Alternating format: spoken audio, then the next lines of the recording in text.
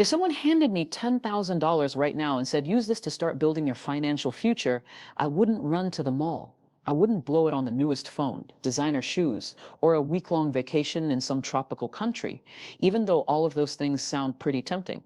Instead, I'd see that money for what it really is: a foundation, a starting point, a rare opportunity that many people never get, and I'd want to treat it with respect. Because even though $10,000 may not make me rich overnight, it can absolutely put me on the path to long-term financial security if I'm smart about how I use it. Let's be honest, the world of investing can be intimidating, especially for beginners. There's jargon, there are charts, there are opinions flying around left and right. And then there's fear, fear of losing money, fear of making the wrong move, fear of missing out. But the truth is, with the right mindset, a bit of research, and a simple strategy, you don't need to be an expert to get started. You just need a plan. That's exactly what I want to lay out. The plan I'd follow if I had $10,000 to invest right now, as someone new to investing but serious about growing wealth. Before I put a single dollar into the market or into any investment, the first thing I do is take a hard look at my financial foundation. That means checking in on my emergency savings. Do I have enough cash set aside to cover at least 3 to 6 months of essential expenses? Because if I don't, that's where part of that $10,000 needs to go. Why? Because emergencies don't wait. Car repairs, job losses, medical bills, they come without warning. And if I'm forced to sell investments in a downturn just to stay afloat, I could lock in losses and destroy my progress before it even starts. So let's say I need $2,000 to top off that emergency fund. That leaves me with $8,000 to work with, and now I can breathe a little easier knowing I have that safety net in place. Next, I'd tackle high-interest debt. If I have credit card balances racking up 20% interest, it doesn't make sense to invest heavily while those are draining me. There's no guaranteed investment return that beats that kind of debt. So I'd put another chunk of my $10,000, maybe $1,000, toward wiping out anything that's holding me back like that. It's not glamorous, it's not investing in the traditional sense, but in reality, paying off debt is one of the best risk-free returns out there. Once that's done, and I've got my emergency fund set, now I can start building. With what's left, let's say $6,000 or $7,000, I divide it across 3 key investment strategies: long-term growth, diversification, and learning. These are the pillars of a beginner's investment plan that actually works. First, long-term growth. This is where I'd put the majority of my money, let's say $4,000 to $5,000, into a low-cost broad market index fund, something like an S&P 500 ETF. Why? Because it gives me exposure to 500 of the largest companies in the US across different industries. I'm not betting on a single stock or trend. I'm betting on the long-term growth of the economy. Historically, the S&P 500 has returned around 7–10% annually after inflation. That may not sound thrilling in the short term, but it adds up thanks to the magic of compound interest. Let me pause here and talk about that magic for a second, because it really is magic, but not the fairy tale kind. It's math. If I invest $5,000 today and earn an average of 8% per year, in 30 years, that money becomes over $50,000. Not from working harder, not from getting lucky, just from letting my money grow over time. The earlier I start, the more time I give compound growth to work its magic. That's why even a small beginning like this $10,000 can grow into something significant with patience and consistency. But of course, putting all my money into one fund, even a broad one, isn't truly diversified. So I'd take another $1,000 so and spread it into international or emerging market ETFs. That way, I'm not relying solely on the US economy. I'm investing in global growth, companies in Asia, Europe, Africa, South America, because the future is global. Diversification isn't just a buzzword, it's a risk management tool. If one market is down, another might be up. It smooths the ride over time. Now, with the remaining $1,000 so, I'd do something that's maybe a bit unconventional. I'd invest in myself. Not in stocks, not in crypto, but in skills, courses, books, tools, maybe even a side hustle. Because the truth is, my best investment, especially as a beginner, is me. The more I know, the better decisions I can make. The more I grow, the more I can earn. And the more I earn, the more I can invest. It's a positive feedback loop. Maybe I'd take a course on personal finance, or read some solid investment books, not hype-filled YouTube videos or get-rich-quick schemes. I'd learn the basics of how the market works, how to read a balance sheet, how to avoid common traps, because there's a lot of noise out there. Everyone has an opinion, but knowledge gives me the ability to filter out the nonsense and stay focused on what actually works. And speaking of traps, I wouldn't go near day trading, penny stocks, or crypto memes. Not with this money. Not as a beginner. That's not investing. That's gambling. And sure, some people get lucky, but most don't. Most lose money chasing the hype. That's not how wealth is built. Wealth is built slowly, steadily, and with discipline. It's not flashy, it's not exciting, but it works. I'd also set up systems to make this process automatic. I'd open a brokerage account, maybe with a platform that allows fractional shares and no trading fees. I'd set up recurring contributions, even if they're small, because the habit of investing is more important than the amount at the beginning. I'd use dollar cost averaging, investing the same amount on a regular schedule, so I don't have to worry about timing the market. Nobody can consistently time the market, not even the pros. Time in the market beats timing the market every single time. One more thing I'd do with this $10,000, I'd keep track of my progress, not obsessively. Not watching the market every day, but I'd check in every month or quarter, see how things are doing, maybe rebalance if needed. But more importantly, I'd stay the course.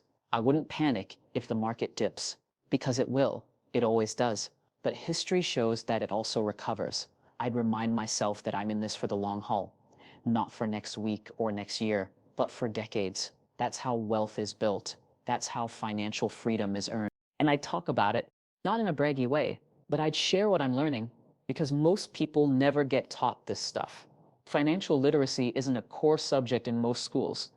So the more I can share, the more others might get inspired to start too. And maybe, just maybe, that ripple spreads. Now, I'm not pretending this is the only way to invest $10,000. Everyone's situation is different. Someone with a higher risk tolerance might invest more aggressively. Someone with a family might prioritize college savings or retirement accounts. And that's okay. There's no one-size-fits-all plan.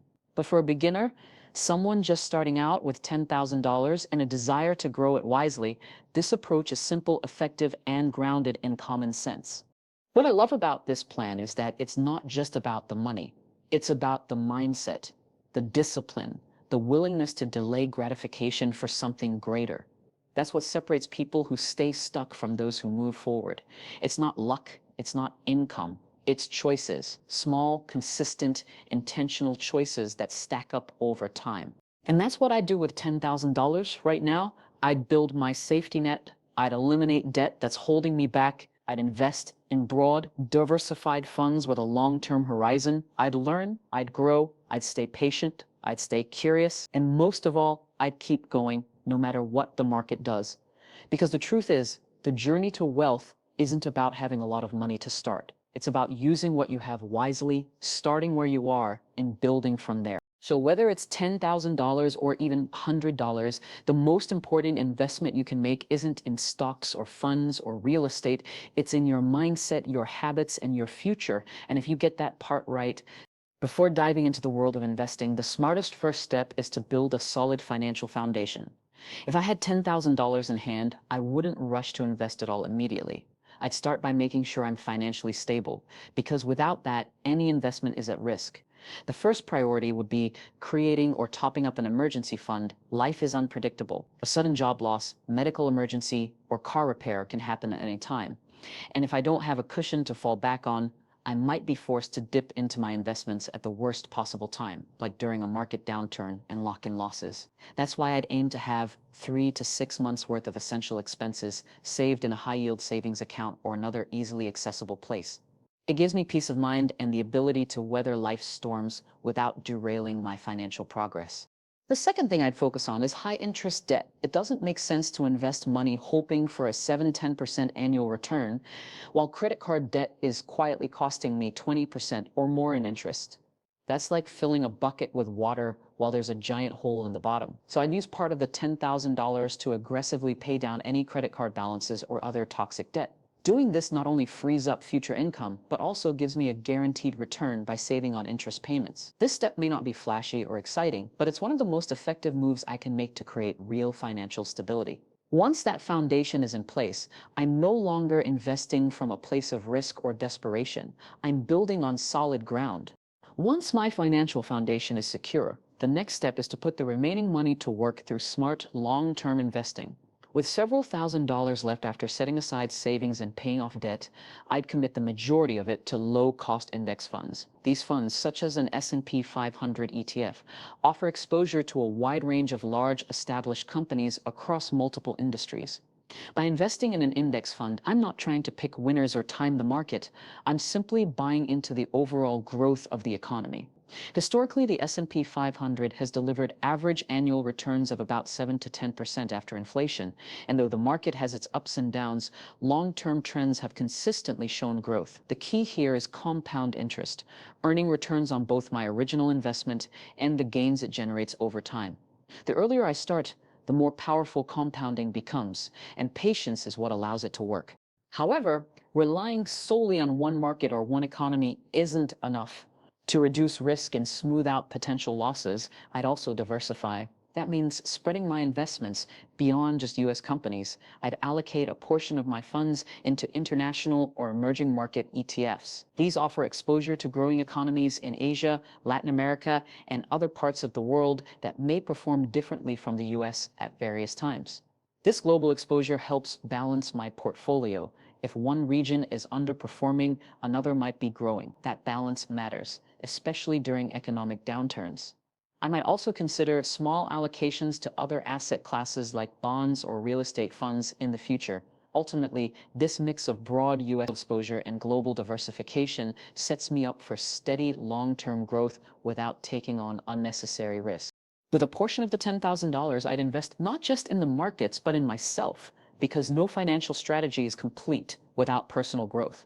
One of the most valuable assets I have is my ability to learn and improve. The money I put into building skills, gaining knowledge, and expanding my understanding of finance and personal development can produce returns that far exceed what any stock or fund can offer. I'd use part of the money to purchase high-quality books on investing, personal finance, and entrepreneurship. I might take an online course in a skill that could help me earn more in my career or start a side hustle. Whether it's learning how to budget better, improve my productivity, or understand how the financial system works, every bit of knowledge increases my confidence and helps me make smarter decisions. At the same time, building good financial habits is just as important as the investments themselves. I'd set up an automated investing plan, even if it's with small monthly amounts, to remove emotion and inconsistency from the process. Automation helps me stay disciplined, contributing regularly without overthinking market fluctuations. I'd also follow a dollar cost averaging strategy, investing fixed amounts at regular intervals so I'm buying in whether the market is up or down, which averages out the cost over time and reduces the risk of bad timing. Most importantly, I wouldn't get caught up chasing trends, hype, or hot stocks. I'd stay focused on my goals and stick with the process. Successful investing isn't about finding the next big thing. It's about consistent action, patience, and trusting the long-term plan. By combining personal growth with smart, steady habits, I'd not only grow my money, I'd grow my mindset, which is the real foundation of lasting wealth.